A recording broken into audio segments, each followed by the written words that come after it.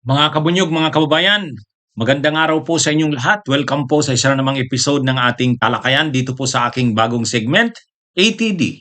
Ano ang totoo dito? Mga kabunyog, itong bagong segment kong ito, siyempre sa paglaganap ngayon ng fake news at saka disinformation, nalilito ang ating mga kababayan kaya maraming nagme-message sa akin, Attorney, anong totoo dito? Anong totoo sa isyung ito? Anong totoo dito sa pangyayaring ito? Kaya gumawa lang ako ng regular kong segment, ito na yon, ATD. Ano ang totoo dito? Napapanood po ninyo ito sa Veritas YouTube channel. Kaya kung hindi po kayo nakasubscribe sa Veritas YouTube channel, subscribe na po kayo. Napapanood rin po ito sa Veritas Facebook page. Kung hindi pa po kayo nakafollow, follow na po kayo. Lagi nyo na pong abangan ito, araw-araw na po ito, ATD. Ano ang totoo dito? Ayan mga kabunyog, gumalaw na si Man Scarpio kontra kay Ramil Madriaga. Talagang grabe ang ano to. Grabe rin itong mahirap din talaga ang sitwasyon ni Madriaga nung nung magpasya siyang magtistigo. Sabihin ang nalalaman niya tungkol kay Sara, lalo na dito sa mga ah, katiwalian ni Sara. Ito ngayon, isasalang si Madriaga sa hearing sa impeachment at inaabangan na yan sa April 14. Kaliwat kanan na ngayon ang mga kaso na isinampa sa kanya para i-demoralize siya, para papanghinain ang kanyang paninindigan, para mapilitan siya na umatras. Dati na si Sara nagkaso na sa kanya. Kinasuhan na siya ni Sara, cyber libel yata yun. At saka perjury. Ngayon naman, sawa na mismo ni Sara, nagkaso rin sa kanya. Perjury rin. Kaya si Man Scarpio, nakita natin yung ano, yung cover page nung complaint na final ni Man Scarpio laban kay Madriaga. Talagang ano, yung ano, mag-asawa na ang nagsampa ng kaso laban kay Madriaga. Pero siyempre, ang purpose niyan, para nga papanghinain si Madriaga na bumigay ito, na wag na nitong ituloy ang pagtistigo laban kay Sara. Pero sabi ng abogado ni Madriaga, hindi daw madadala sa mga ganyan si Madriaga. Desisyonado na daw ito na magtistigo at hindi raw ito natatakot at hindi daw madadala sa kanyang mga kaso-kaso na yan. Pero grabe ano, si Man Scarpio nagkaso na sa kanya. Talagang gusto nilang ano ito, dumapa si ano, Madriaga. Kasabay sigurado niyan yung pananakot sa pamilya mismo ni Madriaga. Mabuti naman at hindi naman natatakot si Madriaga at hindi rin naman sumusuko. Sabi ni Torny Palad, yung abogado ni Madriaga, decided na raw, desisyonado na yung kanyang kliyente na talagang mag-testify. Handa na daw sila doon sa April 14. Kahit isa lang daw ito sa cross-examination, hindi na nga daw kailangan ng rehearsal. Hindi niya na raw kailangang i-rehearse o turuan kung paano ang gagawin. Ano na daw, alam na ni Madriaga ang mga sasabihin niya. Ano daw ito, talagang kaya niyang tindigan ang kanyang mga sinabi kahit kini-question ang kanyang kredibilidad. Itong mga pagkasong ito, pagpapakita yan na talagang natataranta ang kampo ni Sara. Yung pagkaso na yan ni Man Scarpio ng kanyang asawa ay pagpapakita na natataranta sila sa mga sasabihin ni Madriaga. Kasi kung wala namang saysay yung mga sinasabi ni Madriaga, bakit pa nila ito kakasuhan? Bakit pa nila ito nagkakaabalahan? Wala namang saysay pala yung mga testimonya. Ibig sabihin nito, tinatamaan si Sara. Alam niyang mabigat ang mga testimonya ni Madriaga, kaya kailangan nila itong i-counter. Kaya kailangan nilang sirain ang kredibilidad nito at kung pwede, mapabago ang isip nito, umatras ito. Kaya itong mga pagkasong ito, yan ang purpose niyan. Na kung kakayanin pang mapabago ang isip ni Madriaga, maganda para kila Sara. Pero hindi nga eh. Um, Lalo pa nga daw tumitibay ang paninindigan ni Madriaga kasi sa mga ginagawa nila Sara. Dinidisown siya, sinasabing hindi daw ito kilala ni Sara o lalong tumitibay yung yung paninindigan ni Madriaga kasi siyempre naiinsulto siya na parang binabaliwala siya na hindi daw kilala ni Sara. Oh. Gayong ang totoo ay kilala ito ni Sara kasi malaki ang naitulong niya nung panahon ng kampanya. Ah, um, Itong si Manscarpio, kaya ito nagkaso kay Madriaga dahil ang salaysay kasi ni Madriaga hindi lang naman tungkol dun sa paggamit ng confidential funds. Ano rin yun eh.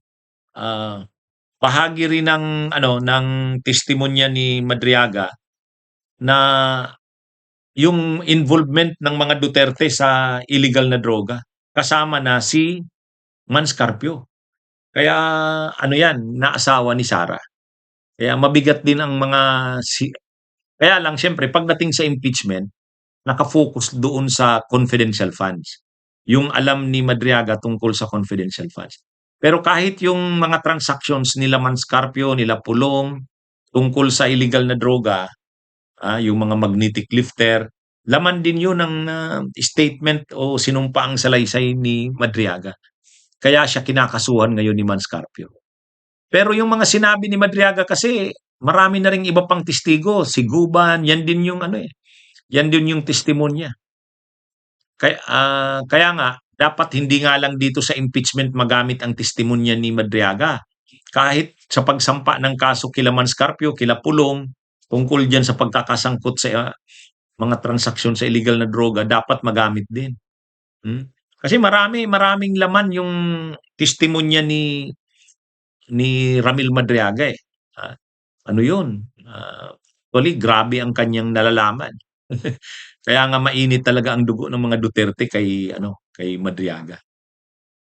Anyway, saludo tayo na kahit sa kabila ng kaliwat kanang mga kinakaso, panggigipit kay Madriaga ay naninindigan pa rin itong hindi siya aatras.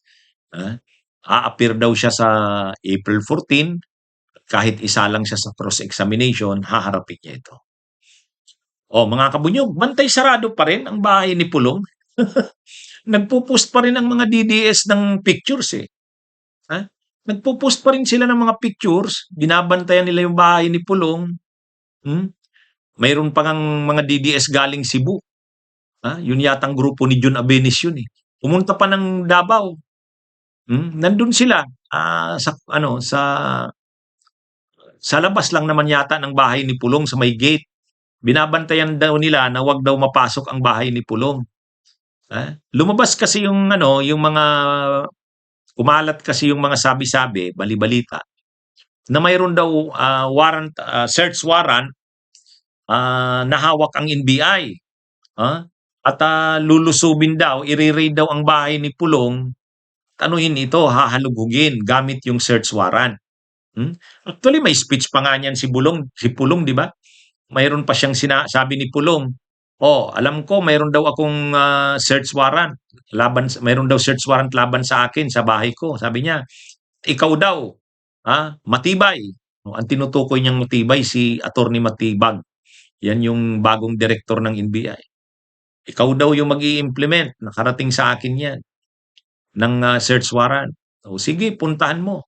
Ngayon, sinabi naman ng NBI, wala naman eh. Sinabi naman ng NBI, wala. Hindi daw totoo yan. Fake news. Kaya lang talagang pinapalaki ng mga DDS.